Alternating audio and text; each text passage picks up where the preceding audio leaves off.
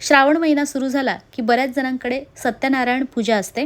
तर पूजेसाठी कांदा लसूण न वापरता सात्विक पद्धतीने चविष्ट आलू मटार फ्लावरची भाजी जास्त प्रमाणात कशी बनवायची ते बघतोय. खरं सांगते, ही भाजी इतकी चविष्ट झालेली की खाणाऱ्यांना समजलंही नाही की ह्यात कांदा लसूण नाही आहे. सर्वांनीच खूप आवडीने खाल्ली.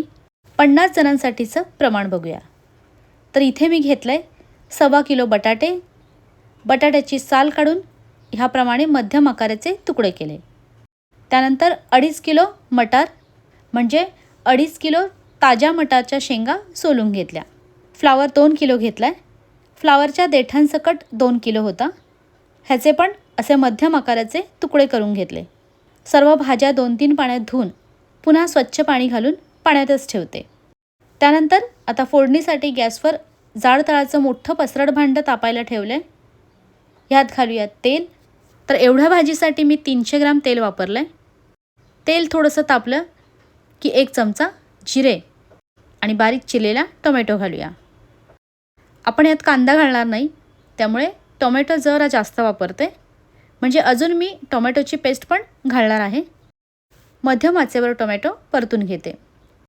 2 मिनटं परतल्यानंतर यात घालूया 5 ते 6 तमालपत्र आणि ही आलं मिरची टोमॅटोची पेस्ट. म्हणजे 2 हिरव्या मिरच्या, 3 इंच आलं आणि 6 टोमॅटो मिक्सरला वाटून घेतला.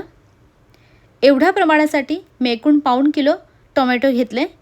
त्यातील अर्धा टोमॅटो बारीक चिरून घातला आणि अर्ध्याची पेस्ट केली.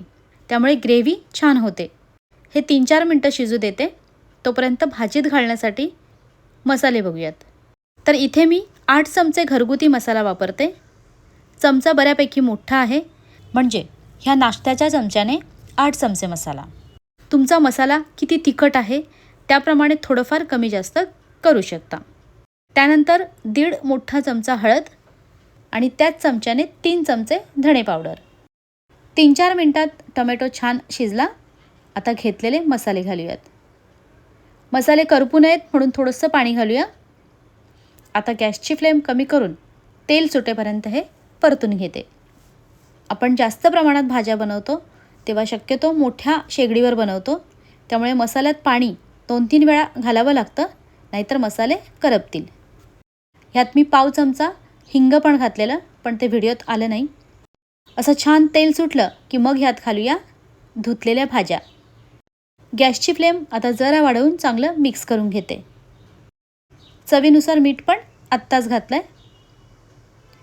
जास्त प्रमाणात भाज्या असतील तर शक्यतो जरा मजबूत असलेला लाकडी चमचा वापरायचा, म्हणजे चटका बसत नाही आणि भाज्या व्यवस्थित मिक्स करता येतात. 2 मिनटं चांगलं मिक्स केलं. आता झाकण ठेवून ह्याची एक वाफ काढून घेते. जमलं तर झाकणावर पाणी ठेवलं तरी चालेल. गॅसची फ्लेम मध्यम आहे. 5-6 मिनटात बघूया भाजीला छान वाफ बसली आहे. आता ह्यात घालूया 6 चमचे किचन किंग मसाला. ह्या चमच्याने 6 चमचे मसाला घेतला. किचन किंग मसाला नसेल तर तेवढ्याच प्रमाणात गरम मसाला घेऊ शकता. त्यानंतर हे गरम पाणी. भाजीत नेहमी गरम पाणीच घालायचं. पुन्हा मिक्स करून आता एक मोठी उकळी येऊ देते. बारीक चिरलेली कोथिंबीर घालूया. झाकण देऊन मध्यम आचेवर भाजी शिजवून घेते. सुरुवातीपासून आत्तापर्यंत 20 ते 22 मिनटं झाली.